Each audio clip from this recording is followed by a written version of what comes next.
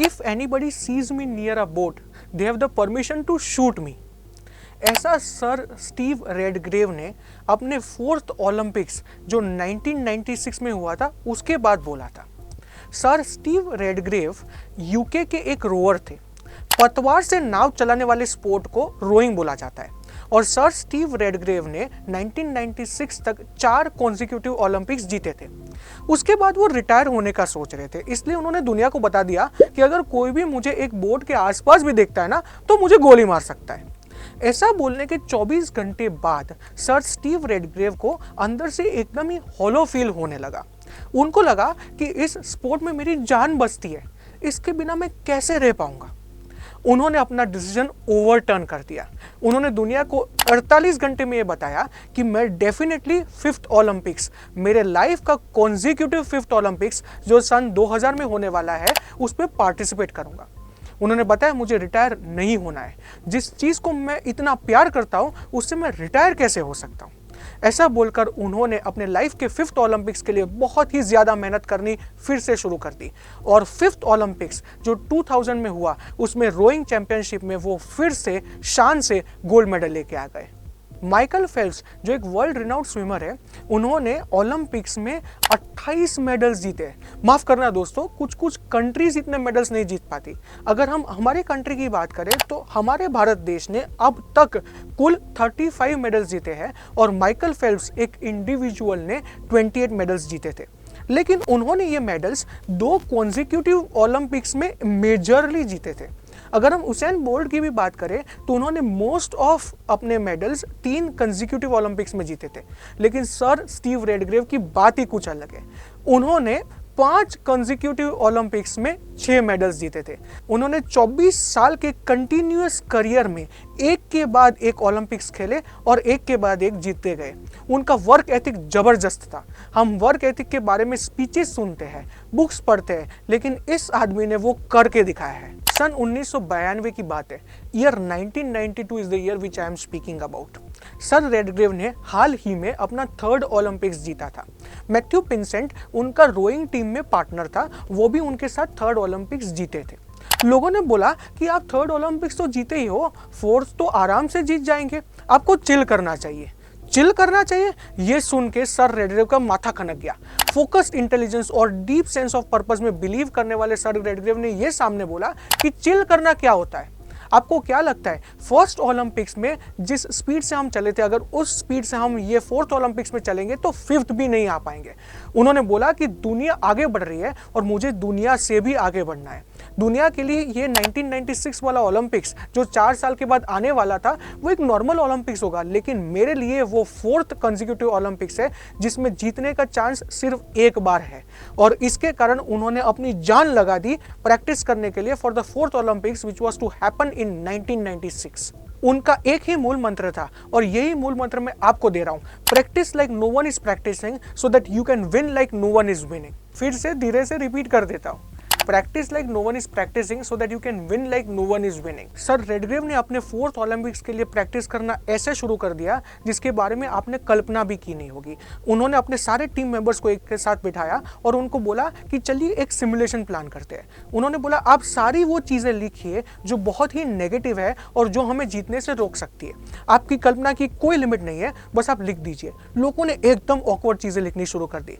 किसी ने लिखा कि ओलंपिक्स के एक दिन पहले मेरी माँ की मृत्यु हो जाती है। किसी दूसरे ने ये लिखा कि ओलंपिक्स के एक दिन पहले हमें फूड पॉइजनिंग हो जाते हैं, हमारा पेट खराब हो जाता है। सर रेडग्रेव ने ये सारी सिचुएशंस को रियल लाइफ में सिमुलेट करने का डिसाइड कर लिया।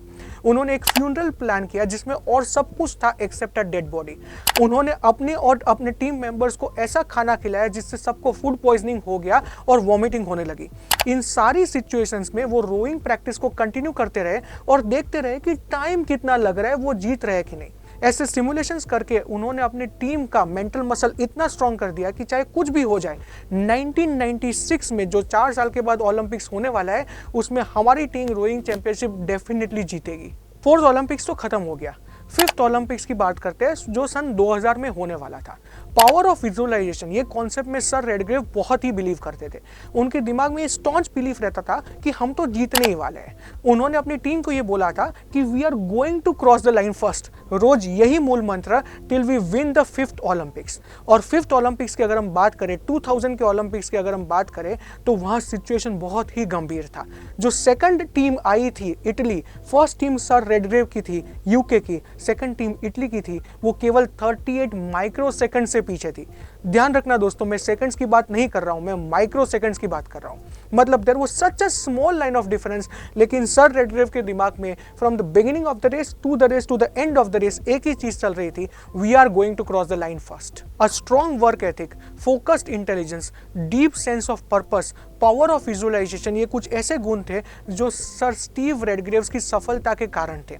लेकिन बहुत कम लोगों को ये पता है कि सर स्टीव रेडग्रेव्स अपने चाइल्डहुड में बहुत ही शाय और इनोसेंट किस्म के इंसान थे। वो ज़्यादा लोगों से बात नहीं कर पाते थे, लेकिन वो ये बोलते हैं कि ग्रैटिट्यूड के कारण उनको बहुत ही सपोर्ट मिला है ज़िंदगी में आगे बढ़ने का। वो अपने स्पोर्ट्स के लिए ग्रैटिट्यूड ये कह के दिखाते थे कि sports is what help me identify my self. मेरे रोइंग स्पोर्ट ने मुझे अपने आप के दर्शन करवा दिए। ऐसा मान के इतने ग्रैटिट्यूड वाले वो इंसान थे कि उनको लाइफ के हर स्टेप में जो भी कुछ हो रहा है उसके लिए ग्रैटिट्यूड था, जो पॉजिटिविटी उनको बहुत ही आगे तक प्रोपेल करके लेके गई। Winner mindset versus victim mindset का बेस्ट उदाहरण सर स्टीव रेडग्रेव्स है। उनका 5th और शायद लास्ट ओलंपिक्स ईयर 2000 में होने वाला था। मुश्किलें कम नहीं हो रही थी, बढ़ रही थी। 1997 में, मतलब ओलंपिक्स के कुछ 3 साल पहले, सर स्टीव रेडग्रेव्स को डायबिटीज डिटेक्ट हुआ। रेडग्रेव्स अपनी ड्राइंग प्रैक्टिस के लिए एक बहुत ही हाई कैलोरी डाइट खाते थे। अंदाजित 7000 कैलोरीज पर डे का उनका इंटेक था। हम आम इंसानों का general intake of calories is around 2000 to 2500 calories per day, पर स्टीव रेडग्रेव्स का काम इतना फिजिकली एग्जॉस्टिंग था कि उनको 7000 का हाई कैलोरी डाइट खाना पड़ता था। डॉक्टर से उनको तुरंत ही लो शुगर डाइट पे शिफ्ट किया और उनके एनर्जी लेवल्स प्लमेट होने लगे। सर स्टीव रेडग्रेव्स चलते तो थे, रोइंग करते तो थे, पर अंदर से उनको बहुत ही वीक और एनर्जेटिकली एकदम डाउन फील हो रहा था। उन्होंने ये डिसाइड किया कि मैं अपना हाई कैलोरी डाइट ही खाऊंगा, पर साथ में डायबिटीज़ को कुछ और तरीकों से स्ट्रिक्टली मैनेज करूंगा। उन्होंने डिसाइड कर लिया कि दोनों चीज़ जीतेंगे इन द ईयर 2000, एक तो ओलंपिक्स जीतेंगे और दूसरा डायबिटीज़ को भी जीतेंगे, और उन्होंने दोनों कर दिखाया। सर स्टीव रेडग्रेव्स अपने सारे इंटरव्यूज में एक बात कहते हैं कि आप ओलंपिक्स भी जीत सकते हैं, आप डायबिटीज़ भी जीत सकते हैं। कोई भी डिसीज़ आपको सेटबैक नहीं दे सकता अगर आप विनर्स माइंडसेट के साथ चल रहे हैं। मैथ्यू विंसेंट, जो उनका कोर ओवर था, उनकी टीम में था, वो एक बहुत ही इंटरेस्टिंग इंसिडेंट हमसे शेयर करता है। वो ये बताते हैं कि जब स्टीव रेडग्रेव्स सर एक दिन प्रैक्टिस कर रहे थे विथ मैथ्यू विंसेंट, उनको अचानक से कुछ स्वीट खाने की क्रेविंग होने लगी। जनरली डायबिटिक्स पेशेंट को जब इंसुलिन की दवाई दी जाती है या फिर इंजेक्शंस दिए जाते हैं तो उनका ब्लड शुगर लेवल बहुत कम हो जाता है, और वो अनकॉन्शियस ना हो जाए उसके लिए उन्हें कुछ शायद थोड़ा मीठा खाना पड़ता है। सर प्रैक्टिस कर रहे थे, बीच में मीठा खाने की कोई दुकान नहीं थी। उनको थोड़ी सी एनर्जी वीक होने लगी धीरे धीरे, लेकिन वो उस पर फोकस ही नहीं कर रहे थे। उन्होंने मैथ्यू को बताया कि मुझे कुछ हो रहा है, लेकिन वो प्रैक्टिस में डटे रहे। थोड़ा और समय गया, सर और वीक होते रहे। थोड़ा और समय गया, सर फिर से ज़्यादा वीक होने लगे। मैथ्यू को लगा अब कुछ प्रॉब्लम होने वाला है। उन्होंने तुरंत ही सर को प्रैक्टिस में से एक स्वीट शॉप पे ले जाके एक चॉकलेट खिला दी। कुछ 2 ही मिनट का अंतर था, अगर टाइम पे चॉकलेट नहीं मिलता तो सर स्टीव रेडग्रेव्स उसी दिन अनकॉन्शियस हो जाते थे। ये देखना चाहिए कि उनका विनिंग माइंडसेट कैसा है। उन्हें पता था कि मुझे प्रैक्टिस करके ओलंपिक्स को जीतना है और मैं डायबिटीज़ तो जीत ही लूँगा। ये होता है winning mindset versus victim mindset. लोग रोते रहते हैं, उन्हें लगता है कि मुझे ये बीमारी है, वो बीमारी है, मुझे फाइनेंशियल प्रॉब्लम्स है, मेरे में इंटेलिजेंस कम है, मुझे लक साथ नहीं दे रहा है। लेकिन सर ने ये करके दिखाया कि अगर आप विनिंग माइंडसेट के साथ चलते हैं तो आप कुछ भी जीत सकते हैं, या वो फिजिकल कंडीशन हो या फिर ओलंपिक्स जैसा इतना बड़ा कॉम्पिटिशन हो। तो ऐसे ही winner mindset, focused intelligence, deep sense of purpose, gratitude, extreme modesty, power of visualisation से सुसज्जित थे sir Steve Redgraves. Sir Steve Redgraves हमेशा मॉडेस्टली बोलते थे कि I did not choose rowing, rowing chose me in some way और the other. तो आप कमेंट सेक्शन में मुझे बताइए कि सर रेडग्रेव्स की कौन सी क्वालिटी आपको सबसे अच्छी लगी। दूसरा, ऐसी कौन सी शक्तिशाली केस स्टडी आप अपने अगले वीडियो में देखना चाहते हैं। अगर आपको ये वीडियो पावरफुल लगा, आप इससे मोटिवेट हो रहे हैं, तो अपने सारे व्हाट्सएप ग्रुप में, सारे व्हाट्सएप मैसेज में इस वीडियो की लिंक शेयर कर दीजिए। आपके सारे दोस्तों और रिश्तेदारों में ये वीडियो फैला दीजिए, जिससे उनको ये untold story about sir Steve Redgraves के बारे में पता चल जाए। चैनल को सब्सक्राइब कर लीजिए, जिससे ऐसे पावरफुल केस स्टडीज आपसे मिस ना हो पाए। अगर आपको वीडियो अच्छा लगा हो तो लाइक कर दीजिए, हमें बहुत खुशी होगी। खूब खूब धन्यवाद।